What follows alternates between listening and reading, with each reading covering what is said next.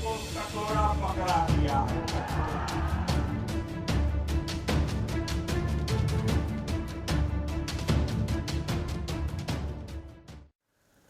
नमस्ते। जब पूरी दुनिया की निगाहें अमेरिका, इजराइल और ईरान के तनाव पर टिकी है, अचानक भारत ने पाकिस्तान में बड़ा बखेड़ा खड़ा कर दिया है। पाकिस्तान जो चिलचिलाती गर्मी में पानी की कमी से गला पकड़कर बैठा था, भारत ने पानी वाला झटका दे दिया है, जिसके बाद पाकिस्तान में पानी के लिए हाहाकार मच चुका है। सिर्फ पानी नहीं, जल विद्युत संयंत्र भी हाँप गए हैं। वह भी ऐसे वक्त पर जब पाकिस्तान पहले ही तेल और गैस संकट से बेदम है। यानी एलएनजी से चलने वाले पावर प्लांट तो थके पड़े ही थे, अब पन बिजली भी हाथ से जाने वाली है। भारत के इस कदम से एक ऐसा दबाव क्यूटली बिल्ड हो रहा है जिसने पाकिस्तान के सिस्टम को अंदर तक हिला दिया है। गर्मी अपने चरम पर है, तापमान कई इलाकों में 45 डिग्री के पार जा चुका है और ऐसे वक्त में पानी की हर बूंद की कीमत बढ़ जाती है।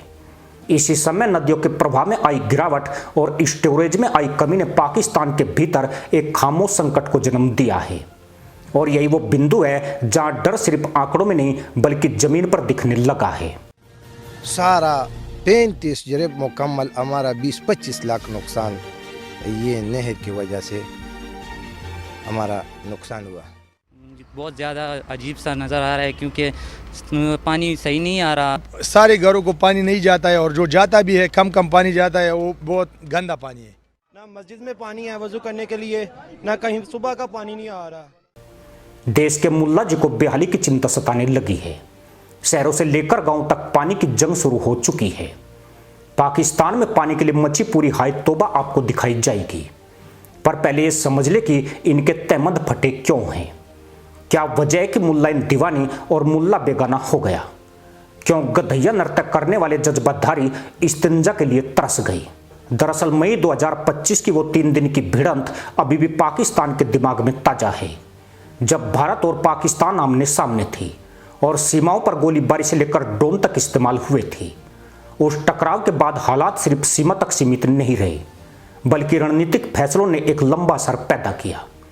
अप्रैल 2025 में पहलगाम हमले के बाद भारत ने सिंधु जल संधि को ठंडे बस्ते में डाल दिया और यहीं से पाकिस्तान के अंदर एक नया डर पैदा होना शुरू हुआ, पानी का डर, जो किसी भी देश के लिए सबसे बड़ा सुरक्षा खतरा बन सकता है।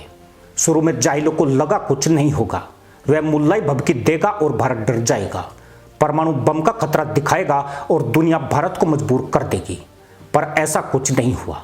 पाकिस्तान की तमाम धूर्त मुल्ला पॉलिसी चन्ने के झाड़ पर जाकर लटक गई और अब अप्रैल 2026 की गर्मी में वही फैसला पाकिस्तान पर भारी पड़ता दिख रहा है।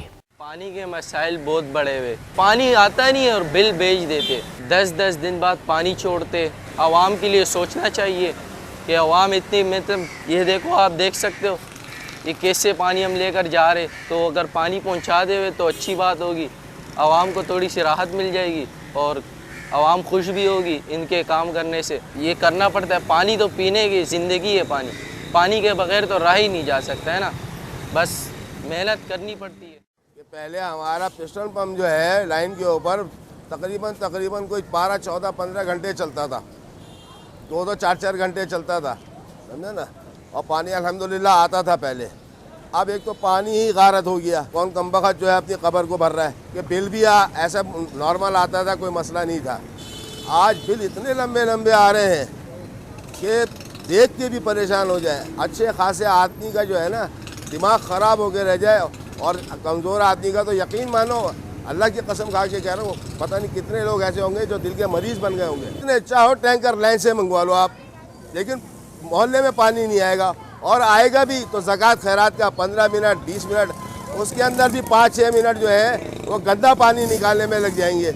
उसके बाद का जो पानी है ये बताओ कौन इंसान का बच्चा पी सकता है? कहाँ से कमा के लाए कि 10,000 रुपये का, 12,000 रुपये का, 15,000 रुपये का बिल तुम्हारे को दे, उसके बाद पानी को रुले, फिर बोरिंग ये कराएं, बोरिंग का कड़वा पानी जनाब अली हम इस्तेमाल करें और पीने के लिए ख़रीदें, कहाँ से लाएंगे कमा? पाकिस्तान की इंडस रिवर सिस्टम अथॉरिटी यानी IRSA के ताजा आंकड़े बताते हैं कि देश में लगभग 21% पानी की कमी दर्ज की जा रही है। यह कोई छोटा आंकड़ा नहीं है, क्योंकि पाकिस्तान की लगभग 90% कृषि इसी नदी सिस्टम पर निर्भर है। जैसे जैसे पानी की कमी बढ़ रही है वैसे वैसे पाकिस्तान के भीतर डर भी बढ़ता जा रहा है। डर यही कि कहीं यह संकट खाद्य संकट में न बदल जाए। मंगला डैम और टरबेला डैम की हालत इस डर को और ज्यादा गहरा कर रही है। मंगला डैम जिसकी कुल क्षमता करीब 5.9 मिलियन एकड़ फीट है, उसमें सिर्फ 2.7 MAF पानी बचा है।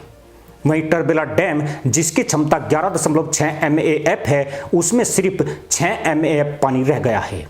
ये आंकड़े सिर्फ स्टोरेज नहीं दिखाते, ये बताते हैं कि पाकिस्तान के पास आने वाले महीनों के लिए कितनी सीमित गुंजाइश बची है। और यही सीमित गुंजाइश पाकिस्तान के सिस्टम में बेचैनी पैदा कर रही है। पंजाब और सिंध जैसे प्रांत जो पाकिस्तान की कृषि की रीढ़ माने जाते हैं, पूरी तरह इंडस रिवर सिस्टम पर निर्भर है। झेलम, चिनाब और सिंधु नदियों से आने वाला पानी ही खेतों को जिंदा रखता है। लेकिन जब इन नदियों में प्रवाह घटता है तो सबसे पहला असर किसानों पर पड़ता है। मई से सितंबर तक चलने वाला खरीफ सीजन अब खतरे में नजर आ रहा है। धान, कपास और गन्ने जैसी फसलें पानी की भारी मांग करती है, और अगर यही पानी समय पर नहीं मिला तो उत्पादन में बड़ी गिरावट तय मानी जा रही है। यही वह स्थिति है जो पाकिस्तान के अंदर आर्थिक और सामाजिक डर को और बढ़ा रही है। ऊर्जा क्षेत्र में भी स्थिति अलग नहीं है। पाकिस्तान की बिजली का एक बड़ा हिस्सा हाइड्रो पावर से आता है, और जब डैम में पानी कम होता है तो बिजली उत्पादन भी सीधे घटता है। इसका मतलब है लंबे लंबे पावर कट, इंडस्ट्री पर असर और आम जनता के लिए रोजमर्रा की जिंदगी और मुश्किल। पहली आर्थिक संकट से जूझ रहे पाकिस्तान के लिए यह एक और बड़ा झटका बनता जा रहा है, और यही कारण है कि देश के भीतर अब सिर्फ पानी नहीं बल्कि पूरे सिस्टम के लड़खड़ाने का डर फैलता जा रहा है। सबको अपनी पड़ी है, कोई भी पूछने वाला नहीं है। ना लाइट है, लाइट की वजह से ना पानी है, ना कोई भी मरीजों को सहूलत नहीं है। उन्होंने कहा था जी हुण कल टेस्ट होएगा, सारी दिहाड़ी भन के भी हो गुजराले आए ने। लाइट की वजह से बड़ी परेशानी है, बहुत ज़्यादा। फोटो कापियाँ होगी तो हमें दवाई मिल पाएगी, कोई टेस्ट होगा, कोई कुछ होगा, कोई किसी तरह का भी काम नहीं हो रहा, सिर्फ लाइट की वजह से।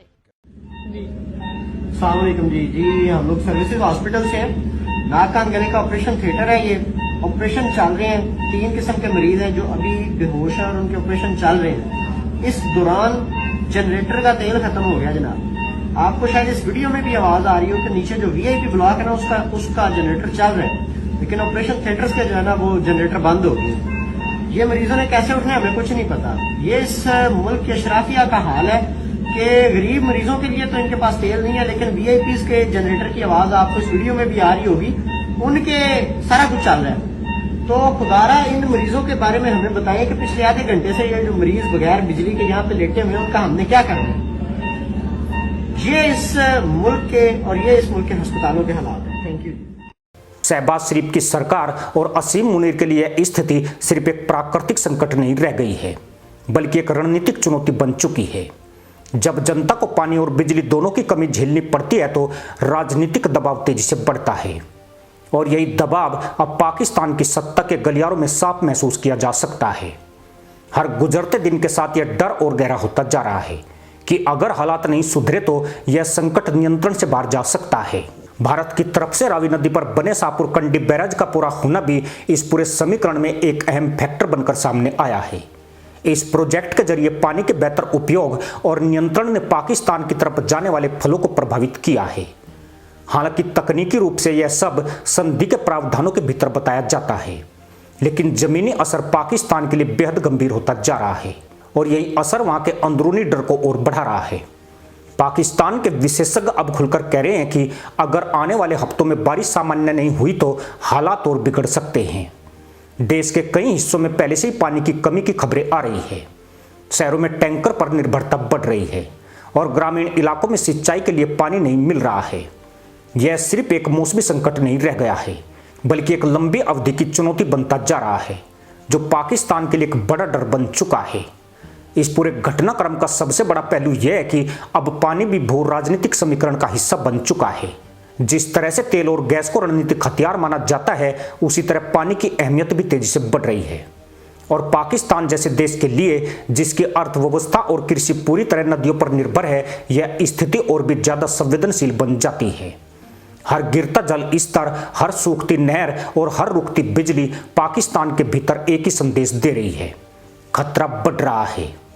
अब सवाल यह नहीं है कि संकट है या नहीं, बल्कि यह है कि यह संकट कितना गहरा हो सकता है। क्या यह सिर्फ एक सीजन की समस्या है या फिर आने वाले वर्षों में यह एक स्थायी चुनौती बन जाएगा? पाकिस्तान के भीतर यही सवाल अब डर में बदल चुका है।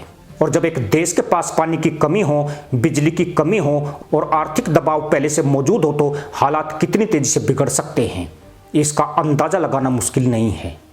तस्वीर साफ है, दुनिया भले मध्य पूर्व के टकराव में उलझी हो, लेकिन दक्षिण एशिया में एक खामोश संकट आकार ले रहा है। यह संकट गोलियों से नहीं बल्कि पानी की बूंदों से तय हो रहा है।